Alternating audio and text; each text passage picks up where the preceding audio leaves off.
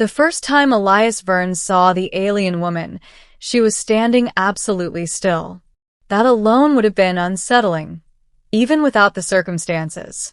The docking bay of Outpost K-17 was never quiet. Cargo haulers groaned as they latched onto clamps, plasma forklifts whined across the deck, and 100 different species passed through every hour, each bringing their own sounds, scents, and habits. Stillness did not belong here. Everything moved. Everything hurried. Yet she stood near the far observation window, tall and slender, her posture so rigid it looked sculpted rather than natural.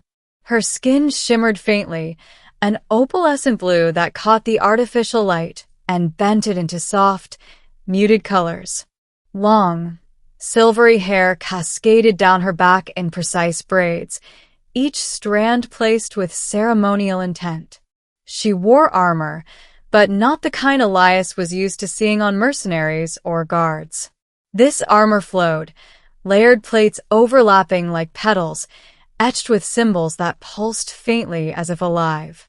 People gave her space. Not out of courtesy, but instinct. Elias paused mid-step, a crate balanced against his hip, and frowned.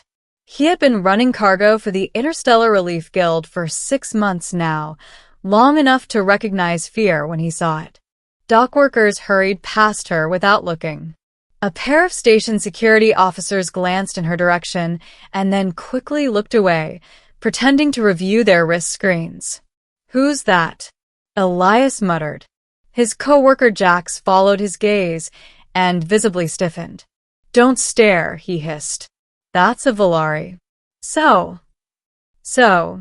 Jax lowered his voice. "They say a single Volari noble once paralyzed an entire battlefield just by speaking. Their kind messes with minds, emotions, reflexes. You don't want their attention." Elias shifted the crate to the floor. "She doesn't look dangerous." "That's how they get you," Jax said firmly. "Come on, we've got deliveries." But Elias couldn't stop looking. The Volari woman wasn't watching anyone else. Her gaze, large, luminous eyes framed by dark lashes, was fixed on the stars beyond the reinforced glass. There was something heavy about her expression. Not arrogance, not boredom. Loneliness. Elias didn't know why that thought struck him so hard. He shook his head and followed Jax, but the image of her unmoving figure stayed with him long after his shift ended. Over the next few days, Elias saw her again. Always in the same place. Always still. He learned her name by accident, overhearing a whispered conversation between a trader and a customs official. "Ambassador Seralith of the Volari Conclave," the trader murmured. "They say she hasn't spoken since she arrived." Elias slowed his pace, pretending to adjust his wrist pad. "She's waiting for clearance," the official replied. "Something about negotiations with the Coalition Council. But the Volari don't negotiate like we do." "No kidding," the trader said. "You hear what happened on Hesh Prime?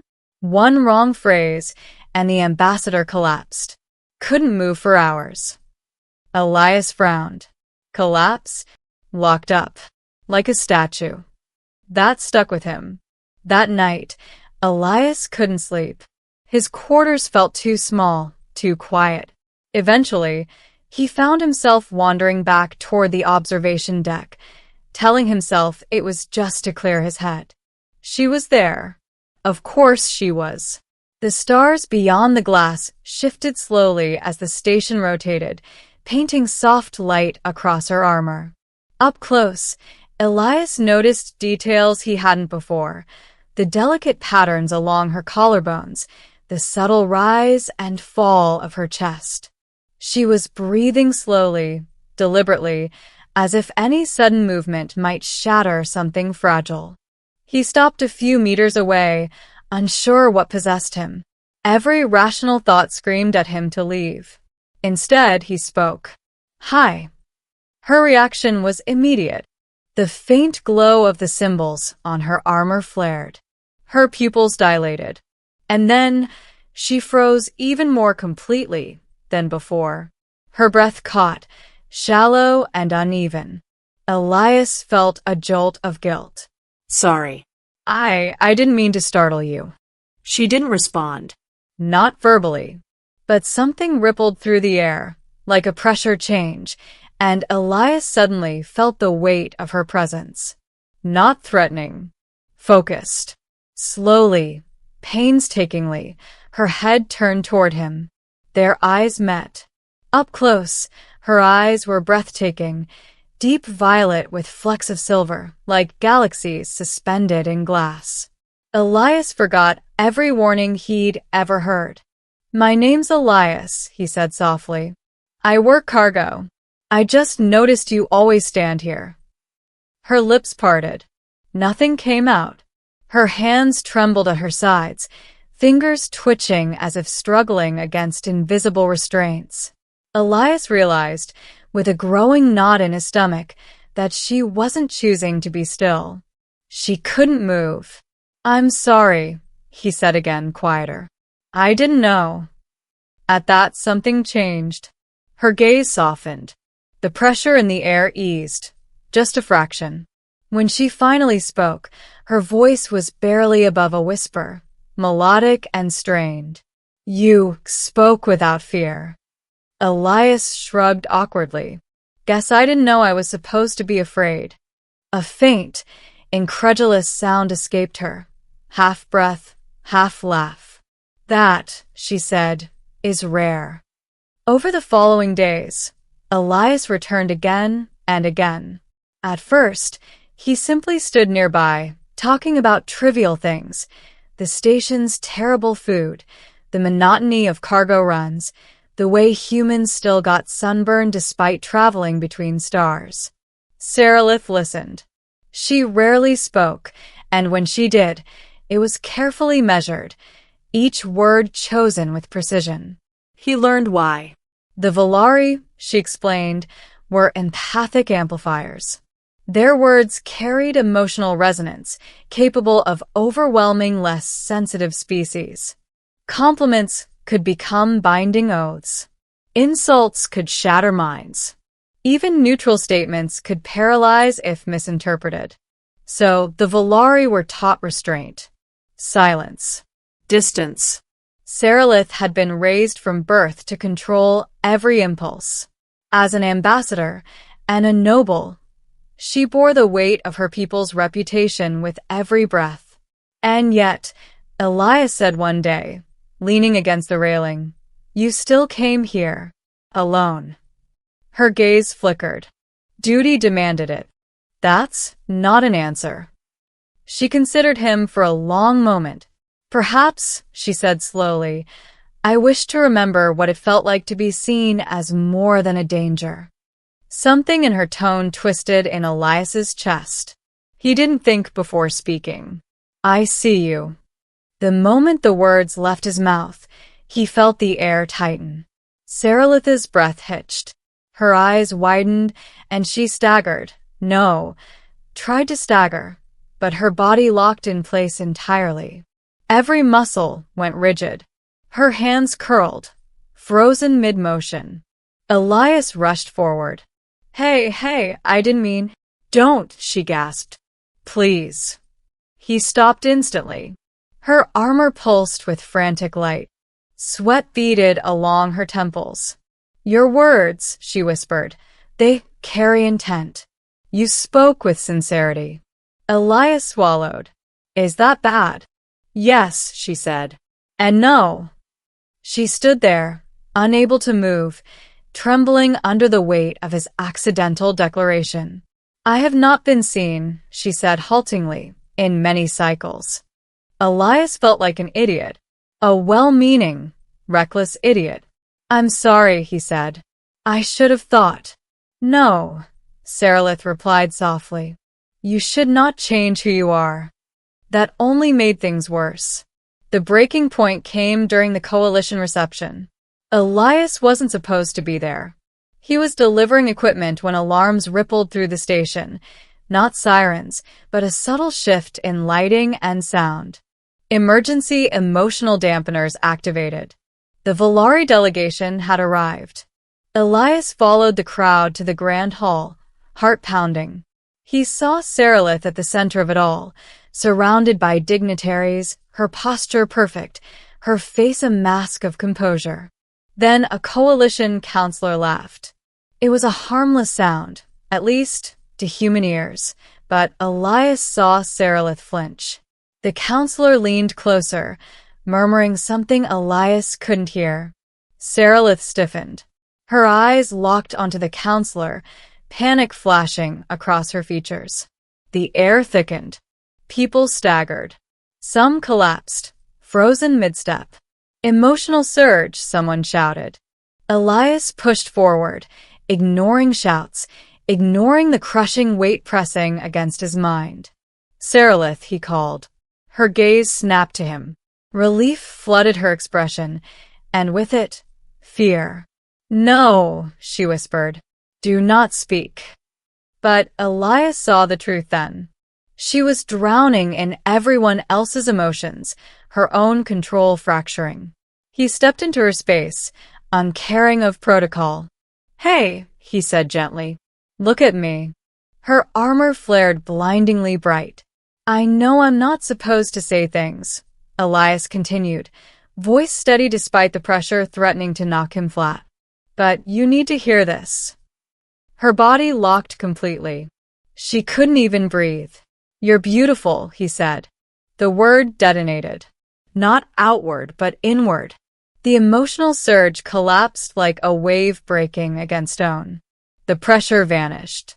People gasped, stumbling as control returned. Sarilith remained frozen. But this time, her stillness wasn't pain. Tears streamed silently down her cheeks, glowing faintly as they traced her skin. Her eyes were wide, stunned, not overwhelmed, but caught. Beautiful, she echoed faintly. Slowly, impossibly, she took a breath. Then another. Her fingers twitched. Her shoulders relaxed. Movement returned. Elias held his own breath as she took a step forward. The hall was silent. Sarilith raised a trembling hand and placed it over her heart. No one, she said, voice clear and resonant without being overwhelming, has ever spoken that word to me without fear. She looked at Elias, really looked at him. And survived, someone whispered. Sarilith smiled. Thank you, she said. The aftermath was chaos. Reports. Medical checks. Interrogations. Elias was certain he'd be arrested, deported, or worse. Instead, he was summoned, politely, to a private chamber. Sarilith was waiting. Without armor. She wore simple robes now, her posture relaxed, her presence warm rather than heavy. She looked free. You altered something fundamental, she said, not unkindly. Elias rubbed the back of his neck. I kind of figured. You did not break me, she continued. You anchored me. Your words, they reminded me of myself. She stepped closer, carefully. I still must choose my words with care, she said. But now I know that silence is not my only refuge. Elias met her gaze. Does that mean I should stop talking? A smile curved her lips, genuine, radiant. No, she said. It means I would like you to keep speaking. To me. The stars beyond the window shimmered, distant and endless. For the first time since arriving at Outpost K-17, Sarilith did not stand still. She walked, and Elias walked beside her, knowing that sometimes a single honest word could change the gravity of an entire universe. Months later, Outpost K-17 no longer whispered Sarilith's name in fear. The station had changed in subtle ways. Emotional dampeners were no longer constantly humming, and Volari envoys walked the halls instead of standing apart from them. Negotiations were calmer, honest. Human diplomats still stumbled over phrasing, But now they learned instead of freezing in terror. At the center of it all was Seralith. She still chose her words carefully, but she no longer hid behind silence. Elias watched her from the observation deck where they had first met. She stood beside him now, not rigid, not locked in place. Her posture was relaxed, her hands resting lightly on the railing as the stars slid past.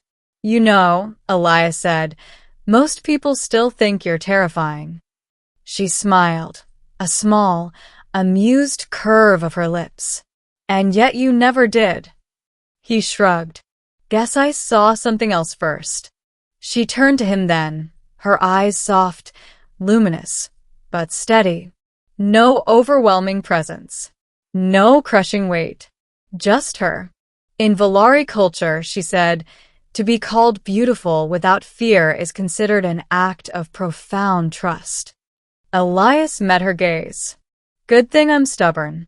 Her laughter, clear, melodic, utterly unrestrained, rang out across the deck. Several passers-by paused, stunned, then smiled despite themselves. Seralith reached for his hand. This time, there was no paralysis, no shock, no stillness, only warmth. "For the rest of my life," she said quietly, "I will remember the moment I learned I could be more than what others feared." Elias squeezed her fingers. "And I'll remember the day the bravest woman in the galaxy couldn't move because someone finally saw her." Together, they turned back to the stars. And the universe, vast and indifferent as it was, seemed just a little gentler because of it.